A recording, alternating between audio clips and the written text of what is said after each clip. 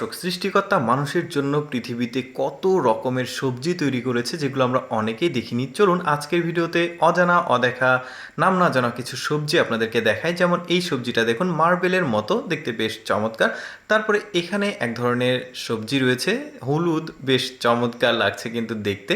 তারপরে এখানে এক ধরনের সবজি রয়েছে গাছের উপরের সতেজ যে কাণ্ড রয়েছে সেটাকে ভেঙে নেওয়া হচ্ছে। তারপরে এইটা দেখুন, এটাকে মিষ্টি কুমড়া বলবো না আসলে অন্য কিছু বলবো আমি জানি না, তবে শেপটা একদমই আলাদা। তারপরে এখানে রয়েছে একটা ডাটা সবজি, এটা সম্ভবত দেখতে বেশ চমৎকার। তারপরে এখানে একটা সবজি রয়েছে।